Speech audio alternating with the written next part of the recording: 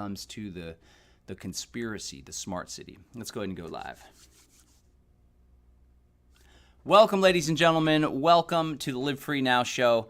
I'm your host, John Bush, bringing you the news, views, tips, and tools you can use to live a free, prosperous, and healthy life. Today on the program, we're going to be talking about this concept of exit and build strategy, which is an all-encompassing freedom strategy that helps us to get from here to there. Here, where we are, dependent on centralized systems, living in this tyrannical, soon-to-be technocratic world. That's where we are, although from varying degrees. But what we're going to do is help people to transition to a life of freedom, independence, bodily autonomy, self-governance. It's not going to be easy, but there is a path. We call that path exit and build. We're going to focus in more specifically on exit and build land strategy, this idea that we should exit the cities and build community out in the country. Okay, so that's what we're going to be chatting about today. And we are waiting on a guest here. We should be joined by Mollie Engelhart of Sovereignty Ranch. But she hasn't joined us yet, so let me check in on that. Please call Mollie and hang on Zoom link from Becca. Sorry about that, folks. So we should be joined by Mollie, although she hasn't arrived yet. So hopefully she'll be showing up here soon. But when she does, we'll chat with her. If she doesn't join, then it'll just be you and me here for this Live Free Now show. And we'll talk about a lot of the same stuff we're going to talk about with Mollie. But yeah, so check it out. Coming up May 17th through the 19th, 17th, 18th, and 19th, we are going to be hosting the Exit and Build Land Summit. This will be the fourth iteration of the Exit and Build Land Summit. We hope you'll consider joining us. We just launched free signups, so you can watch the first day and a half absolutely for free. I hope you'll consider doing that. But better yet, the best way to experience the event is to join us in person. Join us in person here in Bastrop, Texas. That's where the event is going down. Or you can get a virtual immersion pass, which will give you access to the entire event, and you'll be able to get the replays. Plus, there's some really cool bonuses. Again, that website is exitandbuildlandsummit.com, exitandbuildlandsummit.com. This is the fourth time we've done the event. Each time it gets bigger and better. Tons of people signing up, tons of people interested. We've had, the first event had 25,000 people register, and that really just showed me that this is an idea whose time has come. There are a lot of people that are getting tired of living in the city, in the suburbs, the traffic, the 9-to-5 lifestyle, the surveillance, the authoritarian police force, homelessness. Right, I'm not a big left versus right guy, conservative, liberal guy, and frankly, I care very little for politics, although it is entertaining, and of course I keep aware of what's going on, but there's no doubt that the cities, the large cities, are mostly controlled by the Democrat machine, and it's my belief that the policies of these Democrat clowns are running these cities into the ground. In general, there's kind of an intrinsic problem with cities in that there's so many people that are packed and stacked on top of one another, so many people that lack common ground, connection, shared values. On top of that, when it comes to resources and supply chains, it creates vulnerability, and that's something that we generally want to avoid. So, sorry guys, I'm turning my lights on here. Sorry, usually the show's a little smoother than this, but my guest hasn't arrived, and I was kind of scrambling to get a hold of her. So you're getting the raw behind the scenes of the Live Free Now show. Try to turn on these lights here. Anyway, you guys probably wouldn't have been able to notice, but I definitely noticed. So the point I'm trying to make is that the cities in general have some flaws. But the way things are going is what's most worrisome. So if you've been following my work for a while, if you've been paying attention, then you're aware of this whole Great Reset agenda that the World Economic Forum is pushing. And essentially they are trying to create like a panopticon society. The Great Reset These plans were already in place for quite some time, but they got accelerated with COVID. And unfortunately, the cities are the main target points. They are the hot spots for this merging of biology and technology. That's what's known as the Fourth Industrial Revolution. If you're not familiar with smart cities, essentially it's an effort to create an Internet of Things, interoperability, interconnectedness, transmission of information and data. No matter where you go, no matter what you're doing, it's all tracked and surveilled. This is especially accelerated in China. China's a proving ground, a testing ground. And so what this World Economic Forum group aims to do is just replicate that in all the major cities. Of course, you probably have heard about this 15-minute city phenomenon, where the cities are sectioned off into these little 15-minute districts, these districts where you can access everything you need within 15 minutes. That's how they're marketing it. But of course, a lot of it is about control of movement, which is what these clowns aim to do with their vaccine passport. That was about controlling your liberty to go certain places without scanning this or scanning that. Super problematic, super worrisome. And so what we're hoping to do is help people to escape that, to exit that. That's really what this land summit is all about, helping people to exit the city, buy land, and build community in the country. And again, it's going down May 17th through the 19th. You can learn more at exitandbuildlandsummit.com. The whole idea is just help people to leave the country, leave the city, and buy land, build community in the country. Okay, so it looks like we do have Mollie. So let's go ahead and bring Mollie up here.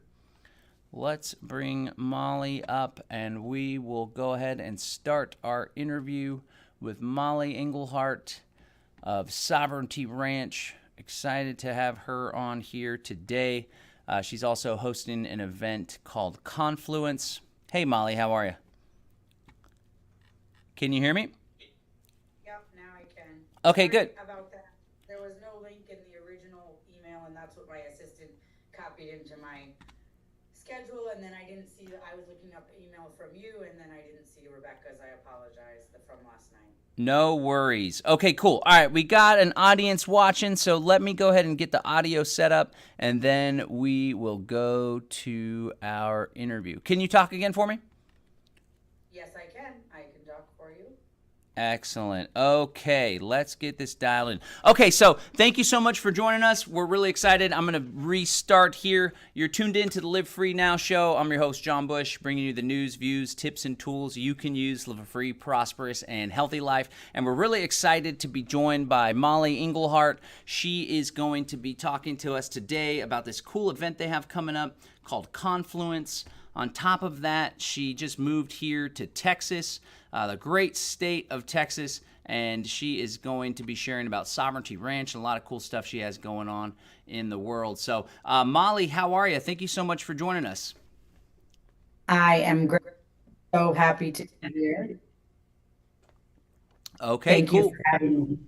Yeah, thanks for joining. Do you think you could start by sharing a bit about your biography, where you're from? I understand you just moved here to Texas. You're a restaurateur as well, so maybe you could introduce yourself to the audience if they're not familiar with the work you do. Yeah, I started out as a chef in Los Angeles. Well, I started out as many things, but I ended up, I guess, as a chef in Los Angeles, and I was going about my business doing that, and I listened to a TED Talk in 2013 about regenerative agriculture and got totally inspired to make my restaurant be a closed food loop and to bring all of the food from the restaurants back to a farm. And so we bought a farm in California eventually, and we created that closed food loop where all the waste from the restaurants would go back to the farm. And that was going along pretty good until the policies around COVID started to really just destroy our business. A business that was valuated at like $31 million in 2019 was just torn down to nothing by closing us down for 2.5 years only. to go and all of that. And so over that time, I decided I didn't want to live in a state that could just decide that you can't do business because of a minor health risk. And so because of that, we moved to Texas. Or I bought the place here in Texas in 2022, and we've moved here full time more recently. And so we have a larger regenerative farm here with a restaurant, event space. We have 32 beds on property for doing retreats and events and all types of things like that. And so that's Sovereignty Ranch, and Sage Vegan Bistro is our restaurant in California, and we'll be switching in May from Sage Vegan Bistro to Sage Regenerative Kitchen. And so that's also a big exciting shift that's happening. That is a big shift. Okay, cool. So yeah, lots to unpack there. And of course, you have an event coming up called Confluence. We'll talk more about that. That's going to be taking place at Sovereignty Ranch. But first of all, I'm obsessed with marketing and business. That's pretty impressive that your restaurant was worth, what you said, a $35 million valuation. Was that one physical restaurant? Can you tell us more about that? For Four restaurants. restaurants, Okay, cool. and they were doing between $6 and $9 million a year Wow. in each location. And I would say that we were one of the two most popular vegan restaurants in Los Angeles. And even the first quarter of 2020 was our best quarter, and I had 9 years of year over year growth, which is really hard to do in a restaurant because generally they flatten out after a moment. And so we really had a good run, and we were getting ready to really launch nationwide, and we had gotten evaluated between 25 and 31 million was the evaluation, and we were going out to venture capital, and we were in negotiations with a couple of different um, firms going through their process to take us national. And basically that had started in late 20 into 19, and we'd also just gone through the whole process to be franchisable. And then what happened was um that I don't know, they said that we had to close for 2 weeks and then never opened us up again. And so we never closed. We continued to do as much business as we were allowed to do. But it was challenging in California because I didn't have employees that were up for pushing back at all. And so I had to understand that if I wanted people to show up to work, they had to feel safe. And so I got um, kind of in this corner where we were just open as much as they would let us be, which was mostly just to go and on and off outdoor dining. And then all venture capital money got very choppy around the hospitality space, both restaurants, hotels, anything during that era. Wow. Yeah, the whole COVID thing threw folks for a loop, especially someone in hospitality and the service industry, restaurants, pretty much a lot of nonsense. So it's really cool to see that you But guys kind of rebirthed and left California, but you're still going, right? yeah, we're still going, and we're still going in California, and we're also rebirthing. This ranch here in Texas is a totally different. I've always been really committed to the farm to table thing. I'm committed to how we can bring people closer to nature. And this is really bringing a lot of my passions together: regenerative agriculture, camping, bringing people closer to nature, but also having higher end stay options so that people can come and eat here on the farm, see the animals, see the greenhouses, see the food, and really have a connection with where our food comes from. We are also disconnected and giving up our resilience for convenience all the time. And this will give people an opportunity to see how their food could be made and what's possible if we go back to these more resilient practices. Right on. I didn't mention earlier, Mollie's also going to be speaking at the Exit and Build Land Summit, so we're really excited to be having you in May here in Bastrop. So let me ask you this. This term regenerative agriculture seems to be the latest craze. What does that mean to you? How do you define regenerative agriculture? What does that look like? I always say that we give more than we take. So there's like the five principles of like limited disturbance and integrating animals, limited chemicals and pesticides, and then adding, sequestering CO2 and all of these things. But I like to see it as, instead of being an extractive economy, it's the opposite of that. We're putting more in for future generations to the soil than we're taking out. And the other thing is the overlap of human health and soil health is so closely connected and so important, because we are eating food that's coming out of degenerated soil, but our gut microbiome, which is the engine for our immune system, is supposed to be replenished by healthy soil. But if we're not eating of healthy soil, we're not replenishing our gut health. And then we're having mental illness and physical illness and inflammation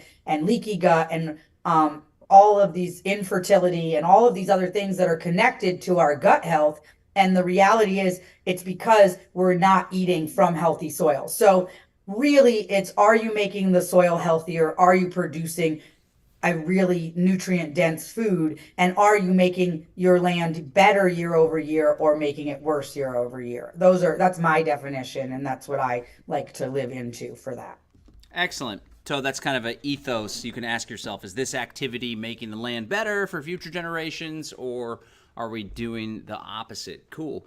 So what changed with your restaurant when you made it more, would you call it farm to table or vertically integrated? There was a term you used earlier. What practical changes did you make in order to integrate the farm into the restaurant? It was a big commitment. And that, I always tell people, they say, "Oh, this sounds hard," or "that sounds hard." And most things that are worth doing take some effort. And Yeah. so I own restaurants and I farm, so I've never seeked the easier. Every New Year's I say I'm going to work smarter, not harder, and then I work really hard. But that is not my way. But yeah, we had to get box trucks to bring the waste from the restaurants out to the farm. Then we got cows, and we could mix the cow manure with the vegetables, because just vegetable compost without a bovine, is not really that quick at breaking down, and it's not that nutrient dense.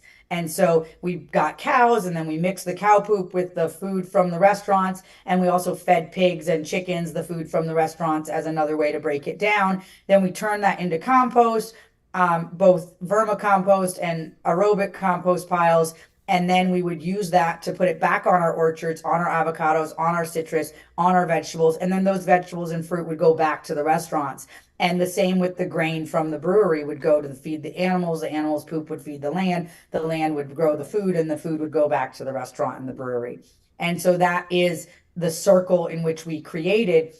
And even though we sold our farm in California, we are still bringing compost and food back to that farm, and the new owners are committed to continuing that circle. And here in Texas, that circle is even smaller. We can just walk to the greenhouse and pick produce, and we can just put the food in a bucket and walk it to the pigs and feed it to the pigs or the chickens. And so what we're making the request that the guests come to us, and so we don't have to bring the compost to the farm, the restaurants on the farm and the brewery that we're building. And if anybody's interested in owning a small part of a regenerative brewery and restaurant on a ranch in Texas, we are still raising the money. We're a little bit more than halfway, but if people are interested, they can reach out to me about that, and they could be part of this really historic thing that we're doing here. Cool.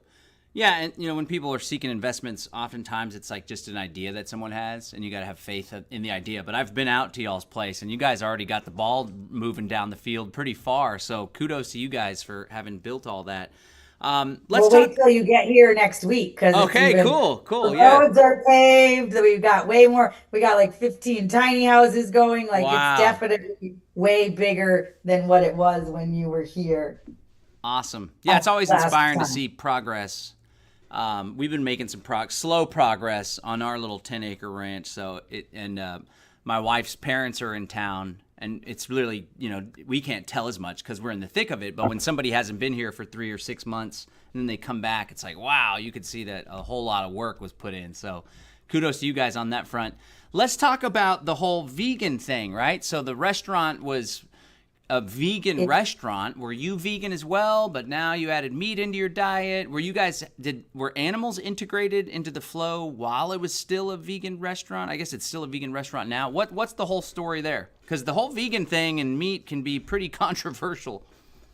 it's super controversial, and so I was vegan or vegetarian my whole life since the womb of my mother. So that is, I'm still a vegetarian. But I've never been very didactic in my view of veganism because I was just raised in this kind of vegetarian sphere.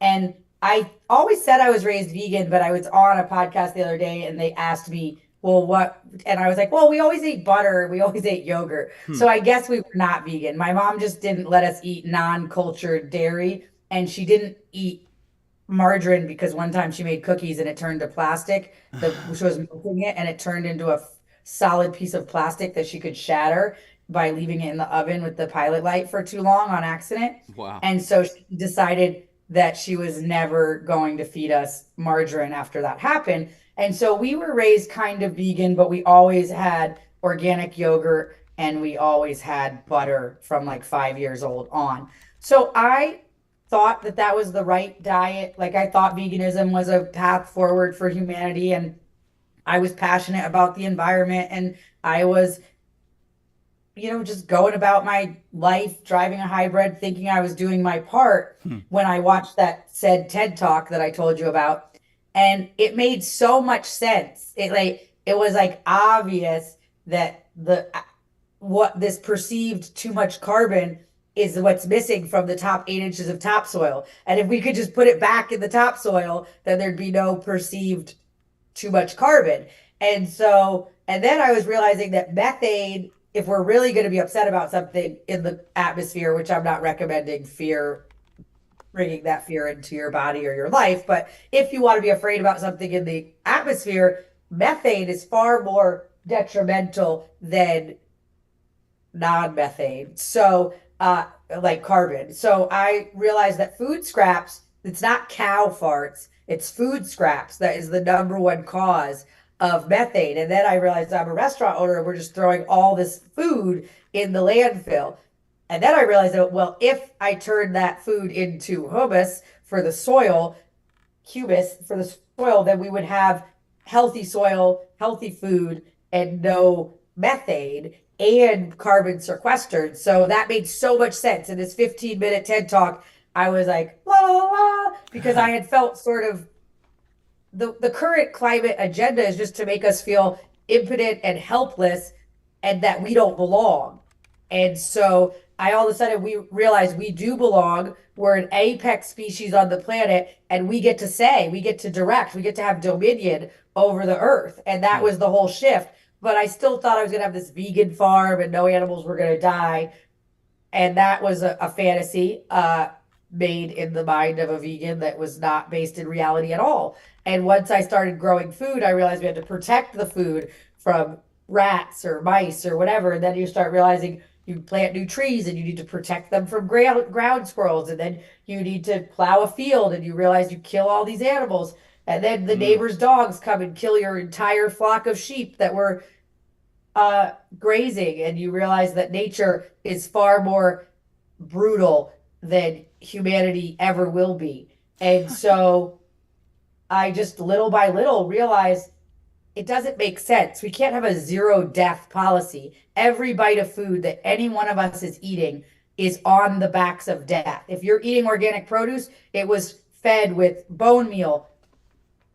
It's fed with bone meal, blood meal, maybe fermented blood, fertilizer, or chicken shit that comes out of all the CAFO, the consolidated feedlot systems. So we can't say, oh, I'm eating this organic produce that doesn't have any of death in it, because it's literally fed by death.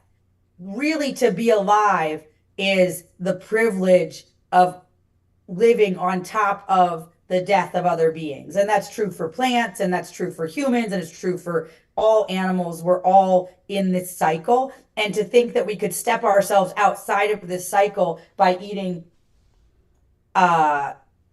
burger, like impossible burgers, then that would be a crazy thought. Lots to unpack there. Yeah, you said humans is like apex animals, which I appreciate. Obviously we have the gift of conscious thought, contemplation, critical thinking that not other animals really have. They're more instinctual. I've been reading the Bible actually for the first time in my life through and through, and that's what's part of the book of Genesis too, is like humans are superior to everything else and they have dominion over the planet, just as you said. It's kind of weird too, like the vegans try to make things more egalitarian, but in doing so, they kind of do put themselves in a superior position because they take themselves out of the natural order of things.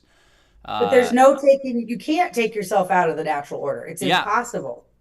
Yep. That's interesting. I want to do a retreat here on the farm. Maybe you want to be part of it. I want to do a retreat that talks about how the Bible asks us to do regenerative agriculture and look at, and I want to call it Dominion. And Ray Archuleta wants to do it with me and a few other people. Blanchard, that was at not Exited Build, that was at Confluence and did a talk. But I think it would be a really interesting retreat to look at how we're asked to have dominion. And there's been plenty of situations where, remember, Alan Savory came to regenerative agriculture after killing a bunch of not buff elephants, and then realizing he thought he was killing elephants to save something else, and by killing the elephants the whole system collapsed. We need to be in partnership with nature and have our role. There's lots of evidence that the entire Amazon rainforest was a co-creation of nature, God, and indigenous people from that area. It's not like just monkeys were shitting out seeds and there came the rainforest. That's not how it happened. And so people say, oh, we should rewild this and rewild that. The idea that rewilding is going to be more powerful than us working intentionally with nature to create healthy soil and carbon sequestration and food production is crazy. Rewilding can only work in really like wet climates where it doesn't work in arid places to regenerate the soil. It just doesn't. And so I think that we really need to look at how do we as man partnership take our role, know that we belong here. Like that is the psyop. We've been told that we don't belong here, that man is a plague, man is the virus, man is the problem. Yeah. No, it's not true. We belong here. When you look at the microbiology in a healthy soil is 74% compatible with the human biome, that means we are of that soil. We are meant to eat of that soil. When you look at that, raw cow's milk is 94% compatible microbiology with the healthy human gut. What does that tell us? That we've been meant to drink milk of an animal to replenish our gut biome. That's how we were made. That's literally how we were made. Wow. Yeah. Good stuff. I realized after the birth of my two kiddos, because we did a natural home birth and I studied deeply and we did some work, talking about the dangers of hospital birth for a healthy mother. And I realized what throws things off course is when there's this intervention. And when you think that you can have the human intellectual insight go in and make things better or make things safer or whatever, same thing happens with all the viruses and the vaccines and all this nonsense. Or I guess a lot of people going to Confluence or of the no virus camp.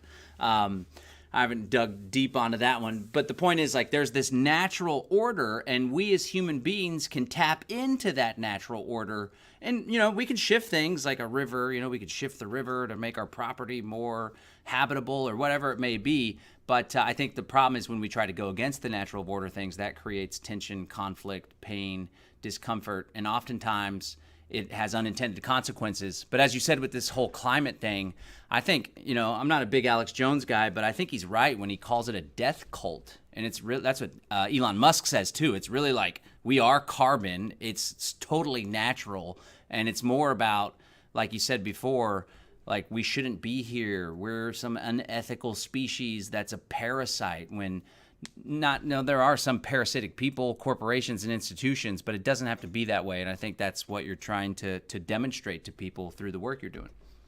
And I think that we have to know, if we know we belong, like think about the two ways that you look at the world. If where Mollie Engelhart driving a Lexus hybrid, drinking her oat milk latte, bringing her grocery bags to the grocery store, and basically thinking we're doomed. So what does it really matter? But I'm just going to like do these things to virtue signal. Okay. But I actually can see that I can make a difference in just a short period of time. I took fallow land in California and made it into an oasis of $500,000 of food a year in 2.5 years. And then after 2.5 years, we never put another input on the soil, never put, and even organic fertilizer, just a circular system that's working.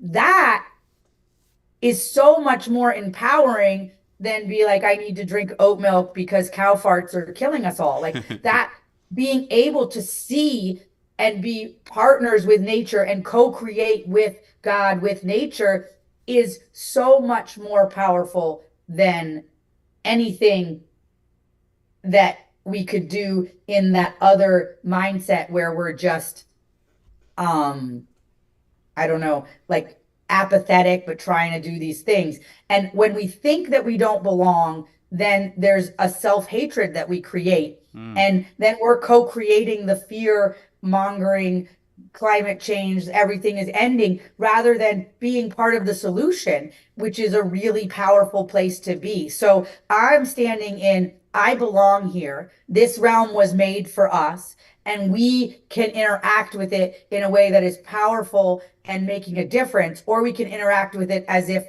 we're a problem. I choose the first one. I choose to belong here. Why? It's not fun when you go to a party and you go into a room and you feel like, oh, I don't think this is my crowd. I don't feel comfortable. That's what it is to live on thinking that humanity is destroying the planet and like everything that you're doing is wrong. That's what that is. And I don't want to live that life. I belong here and I'm honored to do my part.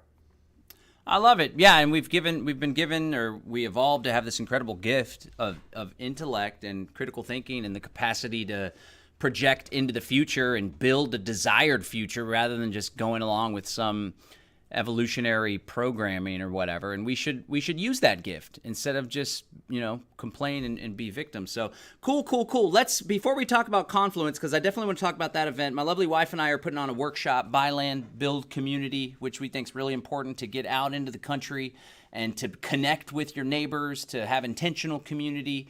Of course, growing your own food is a big part of it, but let's set the stage for the event by talking more about Sovereignty Ranch. So you did an exodus from California for more freedom here in Texas, and sometimes the further away you get from a big city, the more freedom you have in Texas. And you guys are out there close to a really small town. Was it Bandera? But there's hardly anything there. It's nice and quaint. So you guys got a nice piece of land there. Very beautiful when you're driving out through these rolling hills, little mini mountains west of San Antonio, I believe. So tell us about the acquisition of this property. Was it a blank slate? Did it have stuff on it? What's your vision there? And then let's talk about how the event kind of integrates with the land. It's a feature of the event being at this really cool place.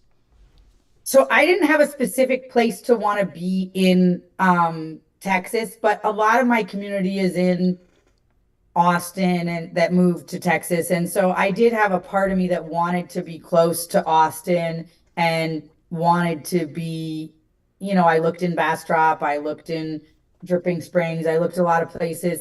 But honestly, the quality of the land and quality of the soil there was limited stuff that had the quality that I was looking for.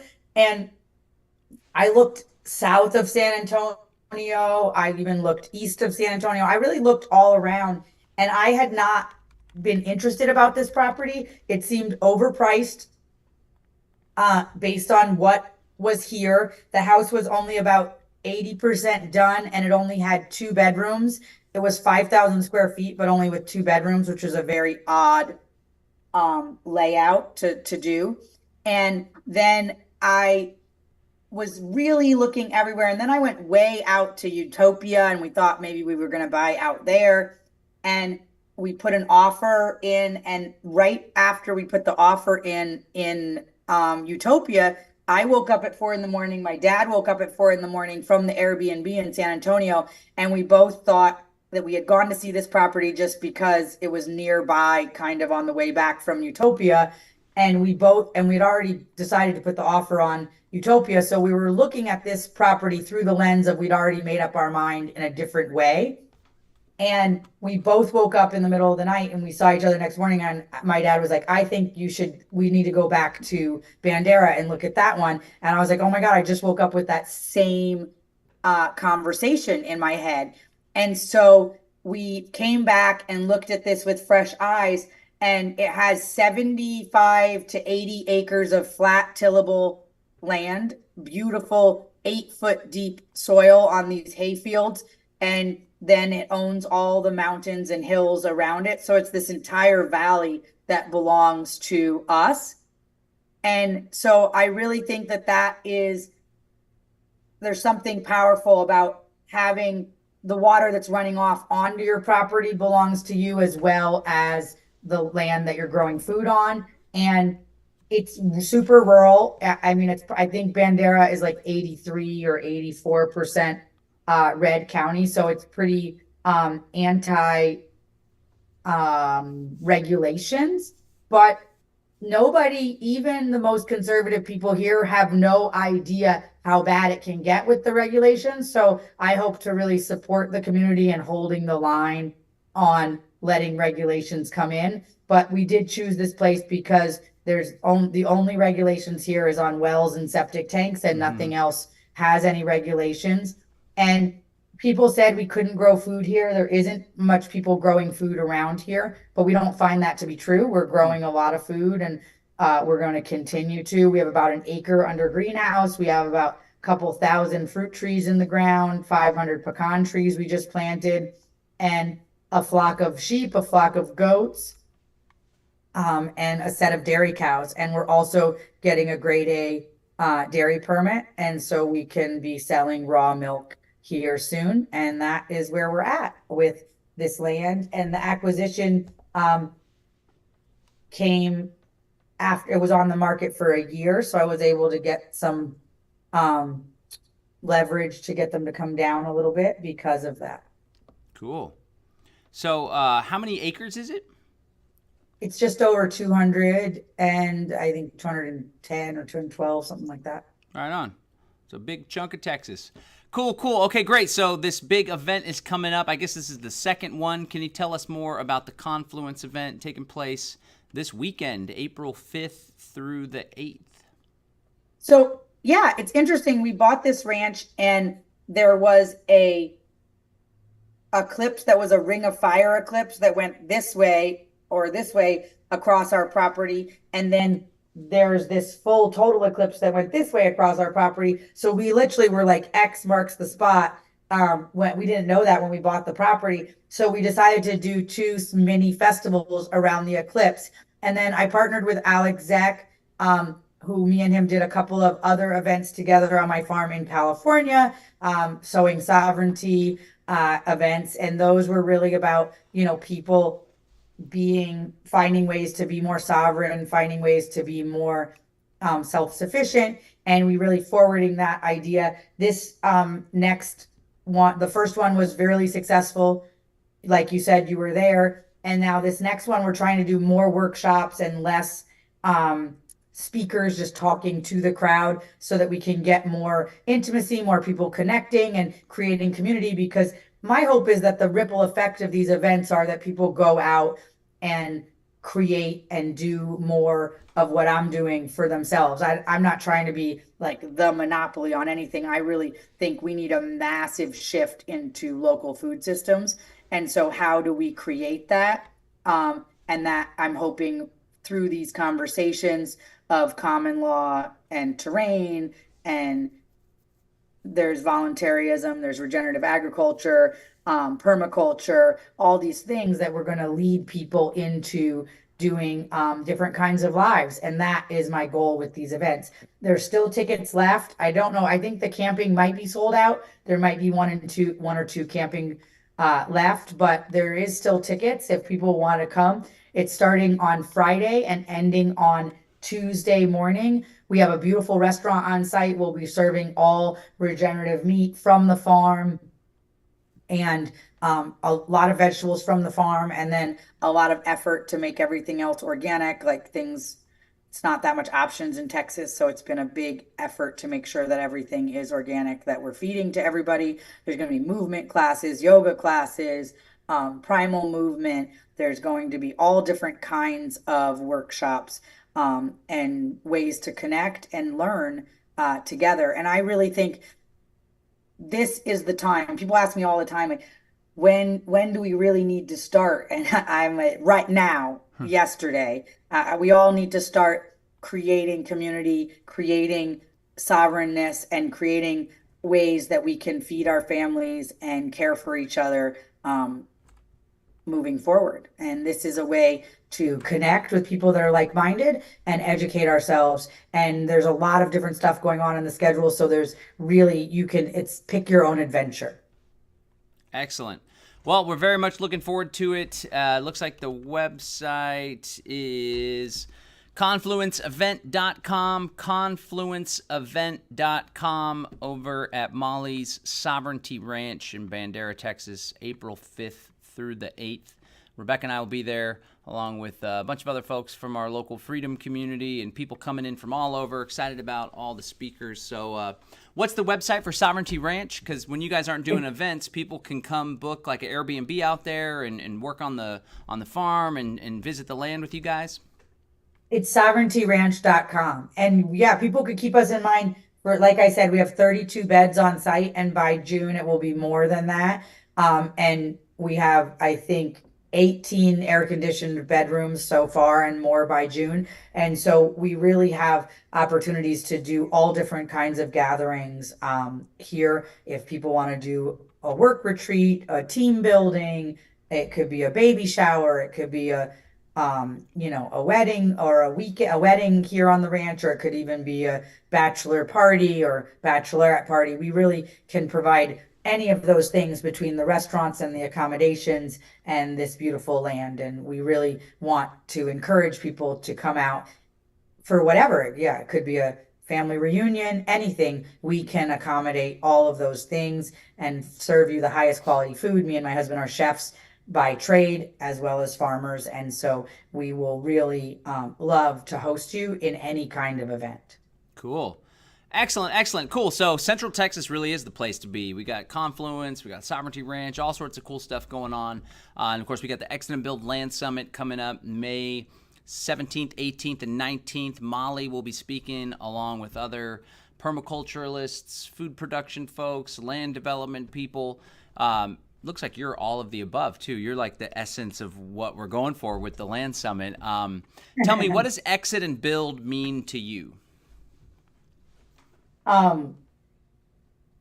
Exit and build is to try to see how much we can remove ourselves from dependency on the current fiat system, the current extractive economy, and how much we can move into a community economy and crypto, and how can we shift the energy from the government-based system to this new system. And I'm not someone who thinks that capitalism is bad. I think capitalism is great in its true form. I think capitalism is the closest thing to nature, because if it works for the community, it gets built up and supported. And if it doesn't, it gets torn down. But in this system where they're constantly stealing from us by debasing our money and then backing up businesses that are failing because they're too big to fail, that's an unfair,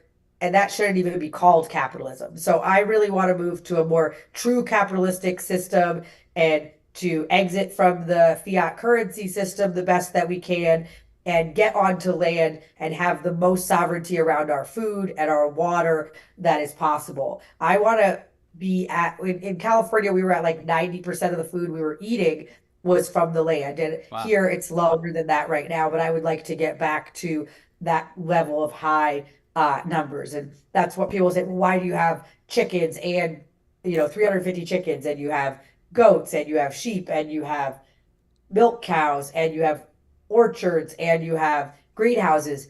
Well, because I'm not just going to only eat yogurt for the rest of my life. That's not going to work. And that's part of why I moved to Texas and not Montana, is I'm a vegetarian, and it would be hard for me to eat 6 months of the year in Montana. So I'm excited to be part of the Exit and Build community with you guys and come to this event, because this is my favorite and most important subject. Is I on and on. How can we get back to more resilience and less convenience? And it's unfortunate that more resilience means less convenience, but that is what I'm asking of humanity. Right on. Good stuff. Good stuff. I'm a big fan of capitalism too. People always they're complaining about capitalism on these incredible devices that we have that are the product of capitalism. So, but yeah, the government gets involved and picks winners and losers. But in the essence, free enterprise, seeking a profit by producing value for consumers. It's a very beautiful thing, and it's all part of the mix as well. And it sounds like you guys are knee deep in the capitalism. So kudos to you for creating a successful business with your restaurant enterprises. And I'm really excited to see what you're able to do with Sovereignty Ranch. And we're here to help support and bring people your way as much as we can.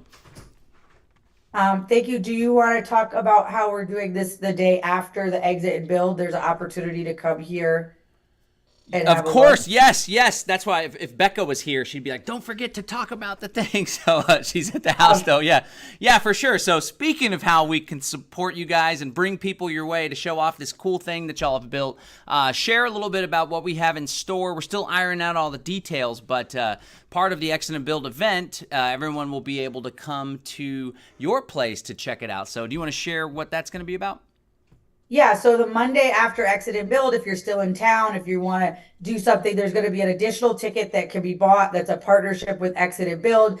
And it would be coming here, having a farm tour with me, seeing what we're doing, seeing the progress and how we're creating a regenerative farm here, and then having a lunch at the restaurant. And then there would be an opportunity, if you wanted to rent one of the Airbnbs or whatever to stay over, you could do that, or you could just have it be a day trip and come out here and have some delicious food and really incredible experience with hands-on, like what does regenerative agriculture look like and what does that taste like as well. So that's the opportunity being offered on Monday after Exit and Build. We don't have all the details ironed out, but it will be on the website soon. They're building it out on the Exit and Build website, so there'll be a page for it within the next week, we believe. Excellent.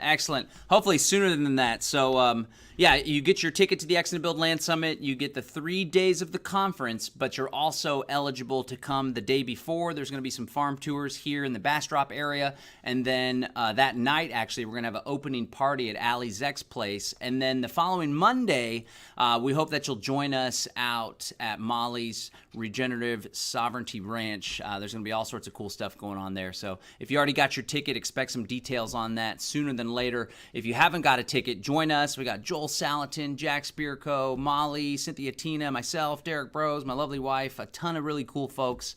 And of course, the ticket, it's not just about going to the conference. Everybody just does normal conferences in a nice air-conditioned place, but we want to get out into the community and show you what a working regenerative ranch is all about, what local farms are all about. So we're really excited to be partnering with you on that. So yeah, thanks so much for joining us. Looking forward to seeing you this weekend. Again, confluenceevent.com.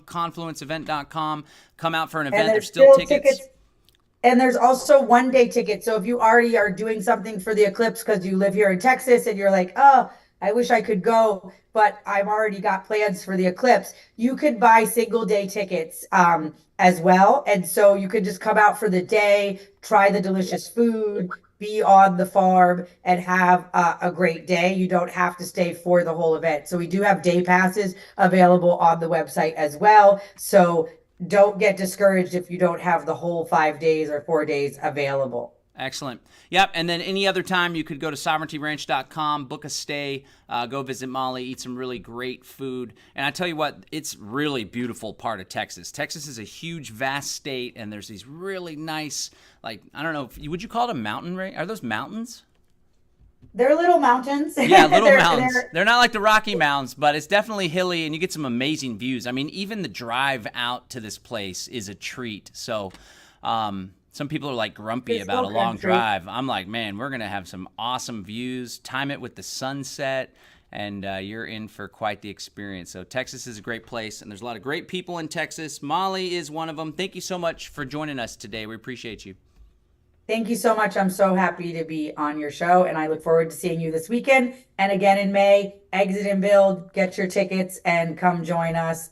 We're so excited for all of these people that are really excited and moving into this direction and coming to these conferences. We are excited because it means that what we're speaking about is resonating in the community. That's right. And that is really what's important. We can't just be in an echo chamber talking. Me and Josh could talk all day, but it wouldn't be making any difference if the community at large wasn't resonating with it. So thank you, all of you that are making these micro adjustments or macro adjustments in your life to go in this direction. Excellent. Awesome. Okay, thank you so much, Mollie. Appreciate you.